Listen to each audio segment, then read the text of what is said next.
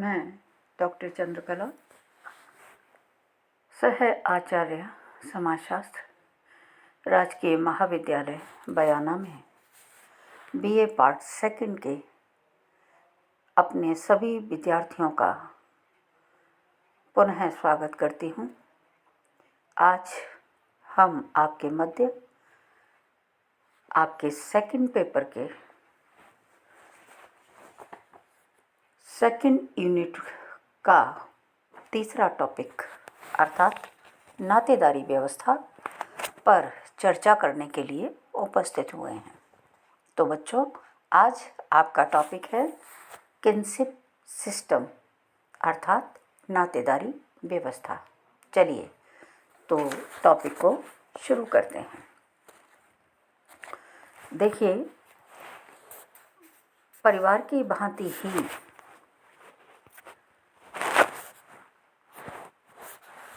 नातेदारी भी सामाजिक संगठन का मौलिक और प्राचीन आधार है,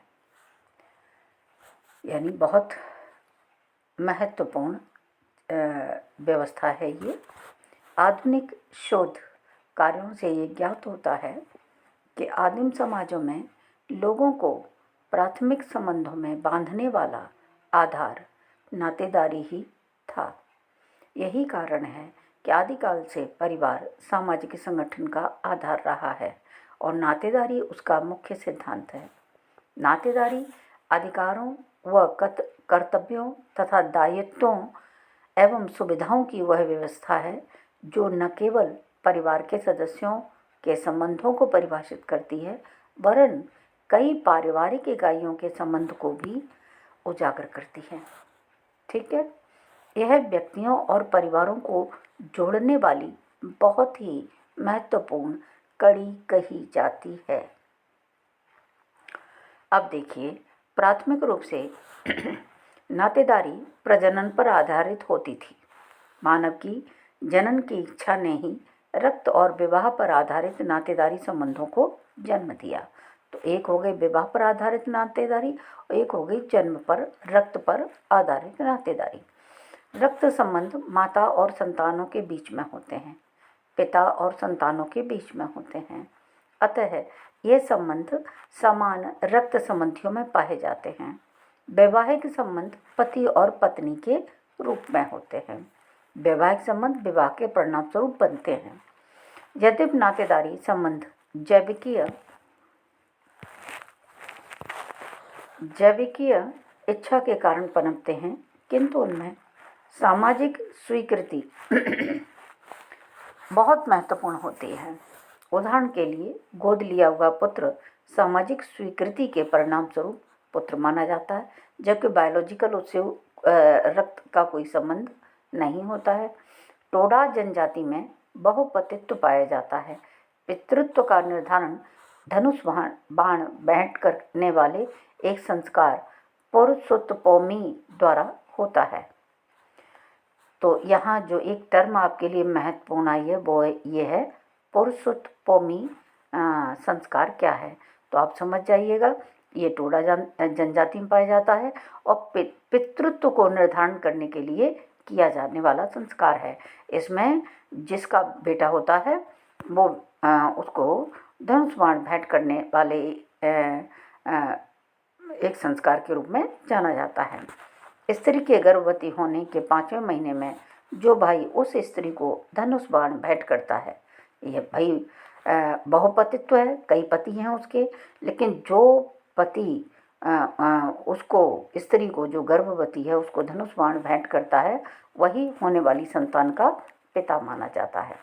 तो ये मैंने आपको बताया क्या पोजीशन है। अब देखिए, नातेदारी की देखते हैं परिभाषा। नातेदारी व्यवस्था में चार्ल्स विनिक के अनुसार हम आपको बता रहे हैं, नातेदारी व्यवस्था में समाज द्वारा स्वीकृत काल्पनिक और वास्तविक वंशानुगत संबंधों को गिना जाता है। तो इसमें देखिए, एक तो जो इम्पोर्टेंट बात है वो है समाज द्वारा स्वीकृत।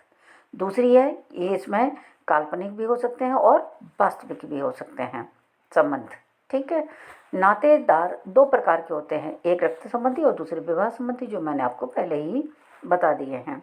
अब चलते हैं, थोड़ा सा आगे बढ़ते हैं और इरावती कर्वे ने भारत में पाई जाने वाली नातेदारी व्यवस्था का अच्छा विश्लेषण किया है। बहुत ही बढ़िया विश्लेषण है इरावती कर्वे का। वह संपूर्ण भारत को नातेदारी की दृष्टि से 4 भागों में बांटती हैं: उत्तरी, पूर्वी, मध्य और दक्षिणी क्षेत्र। ठीक है, उत्तरी, पूर्वी, मध्य और दक्षिणी क्षेत्र। पूर्वी क्षेत्र की नातेदारी में जनजातियों की नातेदारी आती है और मध्य क्षेत्र में उत्तरी एवं दक्षिणी क्षेत्र की नातेदारी का मिश्रण होता है। उत्तरी एवं दक्षिणी क्षेत्र ही भारत में नातेदारी के 2 भिन्न क्षेत्र माने जाते हैं, इसलिए हम इन पर ही चर्चा करेंगे। इन दोनों क्षेत्रों की विशेषताओं को संक्षेप में हम बताने का आपको प्रयास करते हैं। तो पहले देखेंगे उत्तरी क्षेत्र में नातेदारी प्रथा क्या है। इस क्षेत्र में एक व्यक्ति के संबंधियों में क्रमशः परिवार, नातेदारी एवं जाति के सदस्यों को प्राथमिकता दी जाती है।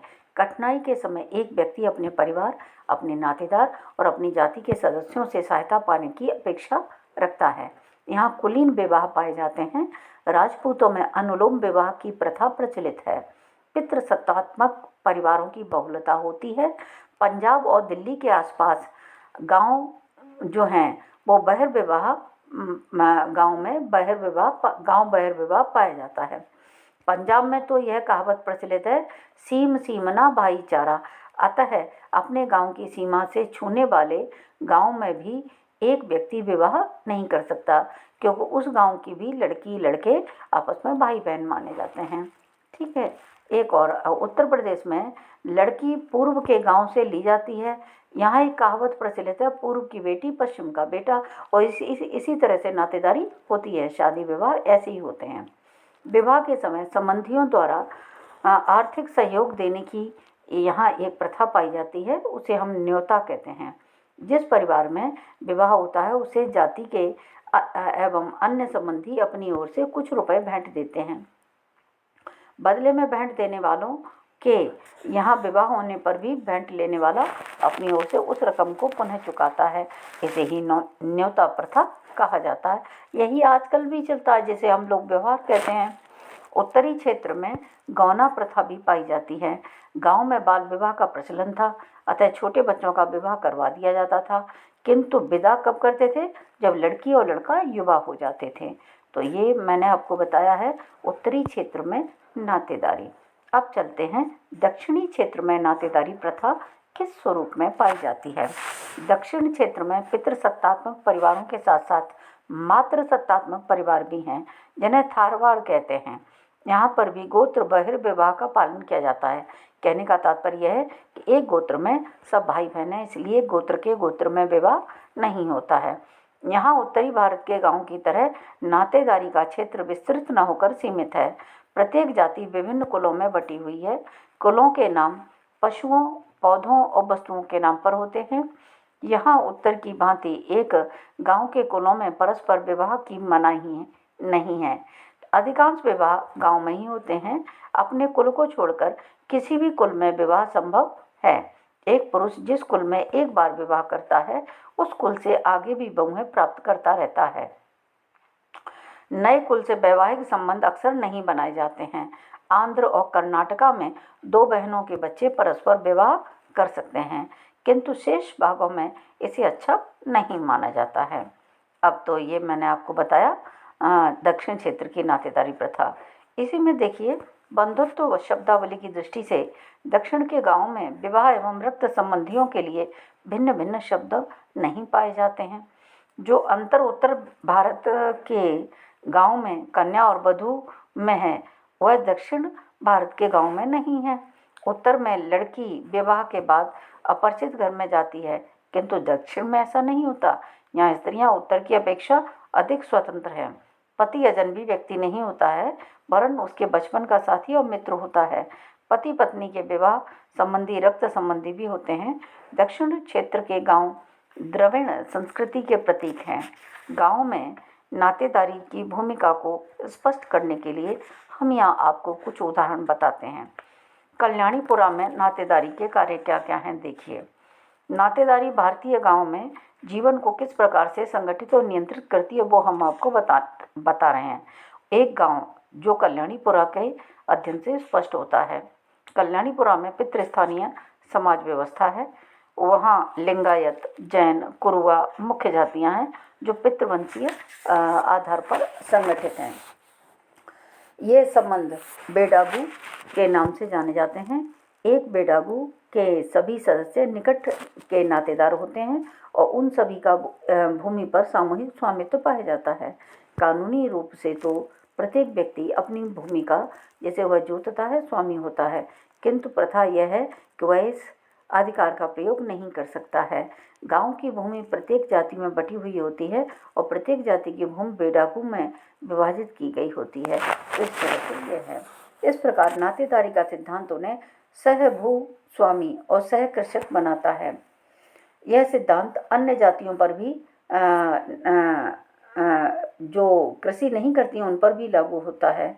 भोविश जाति में भी जो मछली पकड़ने का कार्य करती हैं नातेदारी सहयोग पाया जाता है। वे मछली पकड़ने के लिए दो प्रकार के जाल काम में लेते हैं। छोटे जाल जिन्हें बीसूबाली कहते हैं, इसे एक अकेला व्यक्ति ही काम में ले सकता है। दूसरा बड़ा जाल जिसे रामपानी कहते हैं, ये इतना बड़ा जाल होता है कि इसमें एक व्यक्ति मछली पकड़ने का कार्य नहीं कर सकता, न एक परिवार ही उसका स्वामी होता है। इसलिए कल्याणीपुरा में किसी भी अकेले परिवार के पास रामपानी नहीं है। इसका प्रयोग भी विशेष अवसरों पर सामूहिक रूप से ही किया जाता है। तो ये मैंने आपको बता दिया।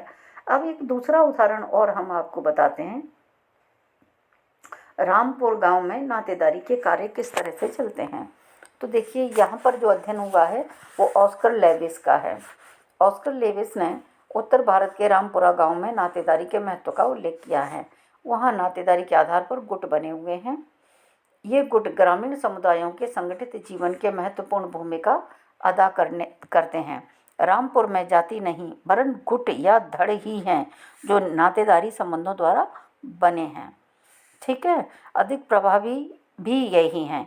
यही ग्रामीण स्तर पर सामूहिक क्रियाओं का संगठन करते हैं और संघर्ष और विवाद के समय परस्पर एक दूसरे का सहयोग करते हैं। एक खानदान के लोगों का एक गुट पाया जाता है। ये गुट सामाजिक एवं आर्थिक मामलों में तथा उत्सव के समय एक दूसरे का सहयोग करते हैं। एक गुट के सदस्यों का निवास स्थान अधिकांशतः एक साथ ही होता है। मुकदमे के समय गुट के सदस्य परस्पर सहायता करते हैं। सगाई में, विवाह में, जन्म में, मृत्यु में, इन सब के समय एक गुट के सदस्य संगठित रूप से एकत्रित होते हैं। एक व्यक्ति आमतौर पर अपने गुट के सदस्यों को ही जमीन किराए पर देता है। एक गुट में हुक्का समूह भी पाए जाते हैं। एक गुट की स्त्रियों में ही अधिक मेल जोल पाया जाता है। चुनाव के समय एक गुट के लोग सामूहिक रूप से एक ही व्यक्ति अथवा दल को मत प्रदान करते हैं। स्पष्ट है कि रामपुर में गुट जो कि नातेदारी के आधार पर निर्मित समूह है, अपने सदस्यों के लिए अनेक महत्वपूर्ण कार्य करता है। तो बच्चों, आज हमने आपको नातेदारी का अर्थ क्या है, नातेदारी की विशेषताएं क्या हैं, नातेदारी की परिभाषा क्या है और नातेदारी प्रथा कहाँ कहाँ किस रूप में प्रचलित है, ये सारी चर्चाएं की हैं। और मुझे उम्मीद है आपको नातेदारी जो विषय है, टॉपिक है, ये समझ आ गया होगा।